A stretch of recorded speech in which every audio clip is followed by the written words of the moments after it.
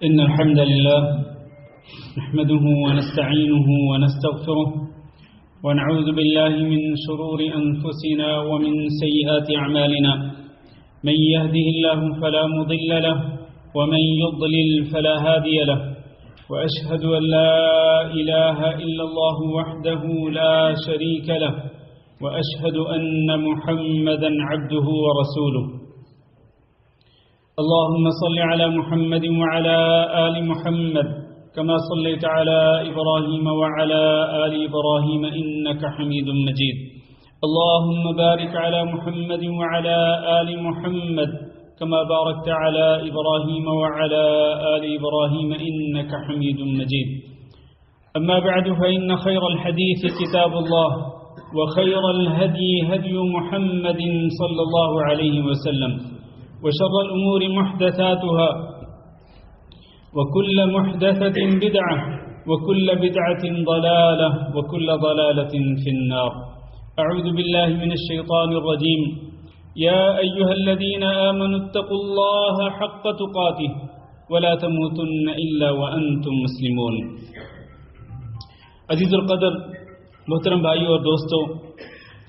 جیسا کہ آپ جانتے ہیں کہ اسلام میں جہاں عقائد کی اہمیت ہے اور جہاں عبادات کی اہمیت ہے، وہاں اسلام کے اندر حسن اخلاق کی بھی بڑی اہمیت ہے. اس لیے انسان کو چاہیے کہ وہ اپنے عقائد کی بھی اصلاح کرے اور اپنی عبادات کی تصحیح کرے، یعنی عبادات کے اندر اخلاص پیدا کرے اور تمام کی تمام عبادات اللہ کے نبی حضرت محمد صلی اللہ علیہ وسلم کے طریقے اور آپ کی سنت کے مطابق ادا کرے. اس کے ساتھ ساتھ وہ اپنے اخلاق کو بہتر سے بہتر بنانے کی کوشش کرے. اخلاق کے پہلو کو کسی طور پر بھی نظر انداز نہیں کیا جا سکتا. عقیدے اور عبادات کے ساتھ ساتھ اس کو اگنور نہیں کیا جا سکتا، بلکہ اس کی بھی اتنی ہی اہمیت ہے جتنی اہمیت صحیح عقیدے کی اور صحیح عبادات کی ہے. اس لیے نبی کریم صلی اللہ علیہ وسلم نے ارشاد فرمایا ما شیء اثقل فی میزان المؤمن یوم القیامہ من خلق حسن. قیامت کے دن جو میزان گاڑا جائے گا،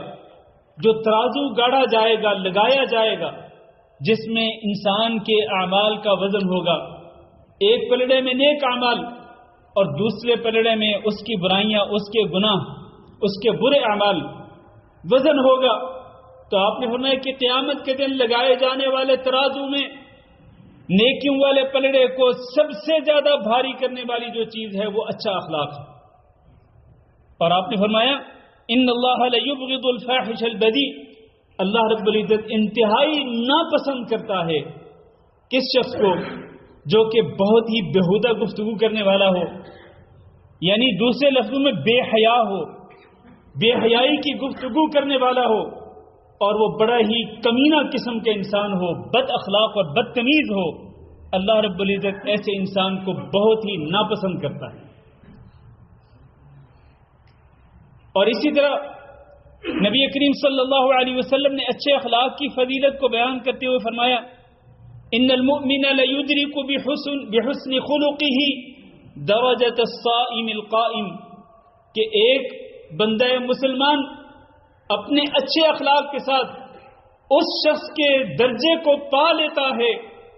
جو کہ دن کو روزہ رکھتا ہے اور رات کو تہجد کی نماز پڑھتا ہے. یعنی فرض نمازوں کے ساتھ ساتھ وہ رات کو تہجد کی نماز بھی پڑھتا ہے اور فرض روزے رکھنے کے ساتھ ساتھ وہ دنوں کو نفلی روزے بھی رکھتا ہے. اس کے درجے کو ایک انسان پہنچ جاتا ہے جو نہ تو نفلی روزے رکھتا ہے نہ وہ تہجد کی نماز پڑھتا ہے، لیکن ایک چیز ہے کہ جس کے ساتھ وہ اس کے درجے تک پہنچ جاتا ہے، اور وہ کیا ہے؟ وہ ہے اچھا اخلاق. اچھے اخلاق کے ساتھ ایک انسان اس انسان کے درجے تک پہنچ جاتا ہے جو نمازوں کو پابندی کے ساتھ پڑھنے والا اور پلس وہ تہجد کی نماز پڑھنے والا بھی ہو اور فرض روزوں کے ساتھ ساتھ وہ نفلی روزے رکھنے والا بھی ہے۔ یہ اہمیت ہے میرے عزیز بھائیوں، اور یہ قدر و منزلت ہے، یہ شان ہے، یہ فضیلت ہے اچھے اخلاق کی۔ اس لیے اپنے اخلاق کو اچھا بناؤ۔ اور میرے بھائیوں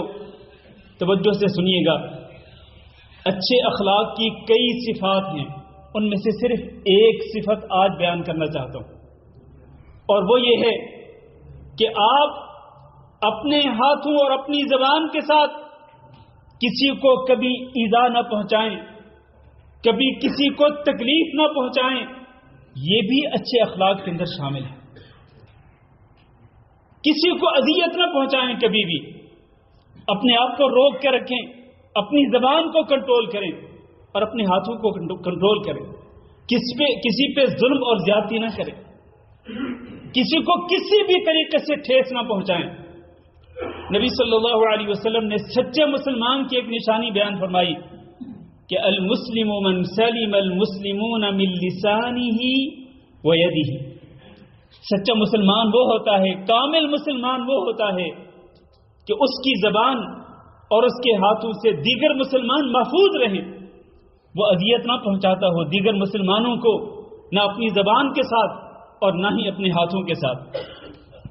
اور اللہ تعالیٰ نے قرآن مجید کے اندر اس کے گناہ کو بیان فرمایا۔ دوسروں کو ایذا پہنچانا اور اذیت کا شکار کرنا یہ کتنا بڑا گناہ ہے۔ اللہ نے فرمایا والذین یؤذون المؤمنین والمؤمنات بغیر ما اکتسبوا فقد احتملوا بہتانا واثما مبینا۔ وہ لوگ جو کہ مومن مردوں کو ایذا پہنچاتے ہیں یا مومنہ عورتوں کو ایذا پہنچاتے ہیں کسی بھی طریقے سے،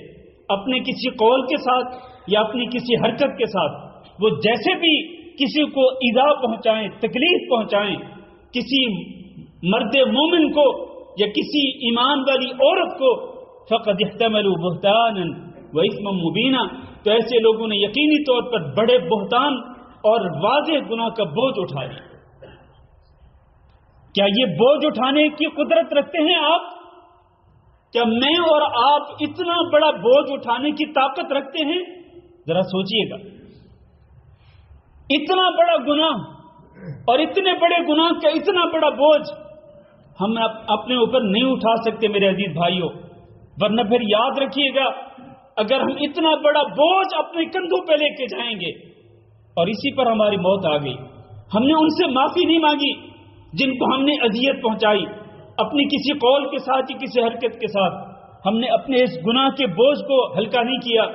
گناہ کو معاف نہیں کروایا، پھر یاد رکھنا قیامت کے دن جب وہی ترازو لگایا جائے گا اور اس میں نیک اعمال اور برے اعمال کا وزن ہوگا، تو آپ کے برے اعمال والا جو پلڑا ہے وہ نیچے جھک سکتا ہے، اس کا وزن زیادہ ہو سکتا ہے آپ کی اسی بد اخلاقی اور بدتمیزی کی وجہ سے کہ جب آپ نے کسی کو اپنے کسی قول یا کسی حرکت کے ساتھ ایذا پہنچائی۔ بہت ہی سیریس معاملہ ہے۔ نبی صلی اللہ علیہ وسلم نے فرمایا یا معشر من اسلم بلسانہ، اے وہ لوگوں جن کی زبانیں مسلمان ہوئیں، ولم یفض الایمان الی قلبہ، اور ایمان ان کے دل تک نہیں پہنچا، ایسے لوگوں کو مخاطب کر کے فرمایا نبی صلی اللہ علیہ وسلم نے لا تؤذوا المسلمین ولا تعیروہم، مسلمانوں کو ایذا نہ پہنچانا، مسلمانوں کو عار نہ دلانا، کسی بھی معاملے پر کسی مسلمان کو شرمندہ نہ کرنا، کوئی بھی اس کو تانا دے کر یا کوئی بھی اس پہ الزام لگا کر یا اس کے کسی بھی عیب کو اس کے سامنے ذکر کر کے اس کو شرمندہ نہ کرنا۔ ہماری تو عادت ہوتی ہے کہ ہم بات بات پہ اپنے مسلمان بھائیوں اور اپنی بہنوں کو شرمندہ کرتے ہیں۔ تم تو وہ ہو نا، شرمندہ کرتے ہیں، عار دلاتے ہیں، جبکہ نبی صلی اللہ علیہ وسلم نے اس سے منع کیا ہے۔ اور کئی لوگ اپنی بیویوں کو عار دلاتے ہیں، تمہارا باپ وہ ہے نا تمہاری ماں، وہ ہے نا تمہاری بہن، وہ ہے نا تمہارا بھائی، یعنی ماں باپ بہن بھائیوں کا ذکر کر کے ان کے کسی عیب کو ذکر کر کے اپنی بیویوں کو شرمندہ کرتے، عار دلاتے ہیں۔ اسی طرح عورتیں بھی کرتی ہیں، اپنے خامدوں کو عار دلاتی ہیں معمولی باتوں پر، جبکہ نبی صلی اللہ علیہ وسلم منع کر رہے ہیں۔ اس طرح اذیت نہ پہنچایا کرو. اور آپ نے فرمایا کہ تم کسی کے عیبوں کے پیچھے نہ لگا کرو، اپنے مسلمان بھائیوں کے عیبوں کا تتبع نہ کیا کرو، پیچھا نہ کیا کرو، تلاش میں نہ رہا کرو. اس لیے کہ اگر کوئی شخص اپنے کسی مسلمان بھائی کے عیبوں کا پیچھا کرتا ہے تو اللہ رب العزت اس کے عیبوں کا پیچھا کرتا ہے، اور اللہ رب العزت جس کے عیبوں کا پیچھا کرتا ہے اللہ اس کو رسوا کر کے رہتا ہے. اللہ اس کو رسوا کر دیتا ہے، اس کو ذلیل کر دیتا ہے. جس طرح اس نے اپنے مسلمان بھائی کو رسوا کیا دوسروں کے سامنے، اپنے مسلمان بھائی کو ذلیل کیا دوسروں کے سامنے، اس کو اذیت پہنچا کر، اس کے دل کو ٹھیس پہنچا کر، کسی قول یا کسی حرکت کے ذریعے اللہ رب العزت اس کو بھی ذلیل کر کے چھوڑتا ہے. اس لیے ایسی حرکتوں سے باز رہنا چاہیے مسلمان کو. مسلمان کے اس قسم کی حرکتوں کا ارتکاب نہیں کرنا چاہیے. نبی صلی اللہ علیہ وسلم نے اس کا ایک واضح جو بڑا گناہ ہے اس کا ذکر اس انداز میں فرمایا کہ ابو ہریرہ رضی اللہ تعالیٰ عنہ بیان کرتے ہیں کہ آپ کے سامنے ایک عورت کا ذکر کیا گیا. کہا گیا کہ وہ فلاں عورت جو ہے وہ بڑی نمازی ہے، بڑے روزے رکھتی ہے، یعنی فرضی روزوں کے علاوہ نفلی روزے بھی رکھتی ہے، اور صدقہ خیرات تو بے تحاشا کرتی ہے، لیکن اس کے اندر ایک عیب ہے کہ اپنے پڑوسیوں کو معاف نہیں کرتی، پڑوسیوں کو اپنی زبان کے ذریعے وہ بڑی ایذا پہنچاتی ہے. تو آپ صلی اللہ علیہ وسلم نے کیا فرمایا؟ اس کی نمازوں کو سن کر، اس کے روزوں کو سن کر، اس کے صدقہ خیرات کو سن کر نبی صلی اللہ علیہ وسلم نے اس کو جنت کی بشارت نہیں دی. یہ جو عیب تھا اس کے اندر، اپنے پڑوسیوں کو اپنی زبان کے ذریعے ایذا پہنچانا، آپ نے فرمایا ہی فی النار، وہ عورت جہنم کی آگ میں ہے. اور ابو ہریرہ رضی اللہ تعالیٰ عنہ کہتے ہیں کہ پھر ایک اور عورت کا ذکر کیا گیا کہ وہ تو بس پوری نماز پڑھتی ہے، یعنی نفلی نماز یا تہجد وہ نہیں پڑھتی، بس فرض نمازیں پڑھتی ہے اور فرض روزے رکھتی ہے. جہاں تک صدقہ خیرات کا تعلق ہے تو بس معمولی اس کے پاس اگر کوئی تھوڑا بہت ہوتا ہے تو وہ تھوڑا بہت ہی صدقہ خیرات کر دیتی ہے. لیکن اس کے اندر ایک خوبی بڑی یہ ہے کہ وہ کبھی اپنے پڑوسیوں کو اپنی زبان کے ذریعے ایذا نہیں پہنچاتی، تکلیف نہیں پہنچاتی، کسی کے دل کو ٹھیس نہیں پہنچاتی. نبی صلی اللہ علیہ وسلم نے اس کی اس خوبی کی بنا پر فرمایا کہ ہی فی الجنہ، یہ عورت جنت کے اندر ہے. آپ ذرا کمپیریٹیولی دیکھ لیں، مقارنہ کر کے دیکھ لیں پہلی عورت اور اس دوسری عورت کے درمیان. جو چیز واضح طور پر فرق ہے ان دونوں کے درمیان وہ زبان ہے. زبان کے ذریعے اذیت پہنچانے والی عورت کو جہنم کی وعید سنائی، چاہے وہ نمازی تھی، چاہے اس کی دیگر نیکیاں بھی تھیں. لیکن زبان کے ذریعے اپنے پڑوسیوں کو اذیتیں نہ پہنچانے والی اس کو نبی صلی اللہ علیہ وسلم نے جنت کی بشارت دی، حالانکہ وہ اتنی زیادہ کوئی نیکیاں کرنے والی نہیں تھی. اس لیے ہمیں اس سے بچنا چاہیے، نہ تو کسی کا مذاق اڑانا چاہیے، نہ کسی کا تمسخر اڑانا چاہیے، اور نہ ہی کسی کو حقیر سمجھ کر اس پہ آوازیں کسے جائیں، اور نہ ہی کسی کو تانا دیا جائے، نہ کسی پہ کوئی بہتان باندھا جائے، نہ الزام تراشی کی جائے، اور نہ ہی کسی کی عزت کو نشانہ بنایا جائے. بلکہ مسلمان ہمیشہ اپنی زبان کی بھی حفاظت کرے اور اپنے اعضاء کی بھی حفاظت کرے کہ کسی بھی حرکت کے ذریعے وہ کسی بھی شخص کو وہ کسی طریقے سے بھی اذیت نہ پہنچائے. حضرت ابو ذر رضی اللہ تعالیٰ عنہ کہتے ہیں، یہ حدیث صحیح بخاری صحیح مسلم میں موجود ہے، کہتے ہیں میں نے کہا اللہ کے رسول، اگر میں بہت زیادہ نیک اعمال کرنے سے اگر میں کمزور پڑ جاؤں، یعنی میری ہمت جواب دے جائے کہ میں فرض نمازوں کے ساتھ ساتھ تہجد بھی نہ پڑھ سکوں، نفلی روزے بھی نہ رکھ سکوں، اسی طرح میں دیگر جو بڑے بڑے نیک اعمال میں پہلے کرتا رہا اب وہ نہ کر سکوں، اپنے بڑھاپے کی وجہ سے، کمزوری کی وجہ سے، ہمت کمزور پڑنے کی وجہ سے، تو پھر آپ مجھے کیا مشورہ دیتے ہیں کہ میں کیا کروں؟ نبی صلی اللہ علیہ وسلم نے فرمایا کہ بس تم نے ایک ہی کام کرنا ہے، بس ایک کام کرنا ہے تمہیں ان ساری کی ساری عبادات کا اجر و ثواب مل جائے گا. وہ یہ ہے کہ تکف شرک عن الناس، تم نے لوگوں کو کسی بھی طریقے سے اذیت نہیں پہنچانی. یہی تمہارے لیے صدقہ لکھا جائے گا کہ تم نے کسی کو اذیت نہیں پہنچائی، اور یہ نیکی ان تمام نیکیوں کے برابر ہو سکتی ہے جو تم اپنی طاقت اور اپنی جوانی کی حالت میں کر سکتے تھے. اللہ اکبر. کتنی بڑی فضیلت ہے کہ آپ اپنے آپ کو کنٹرول میں رکھیں، زبان کو بھی اور اپنی حرکات کو بھی، اپنے اعمال اور اقوال کو بھی، اور کسی بھی طریقے سے کسی کو اذیت نہ پہنچائیں۔ اللہ تعالیٰ سے دعا کرتے ہیں کہ اللہ ہم سب کو اس پر عمل کرنے کی توفیق دے۔ استغفر اللہ لی ولکم ولسائر المسلمین فاستغفروہ انہ هو الغفور الرحیم۔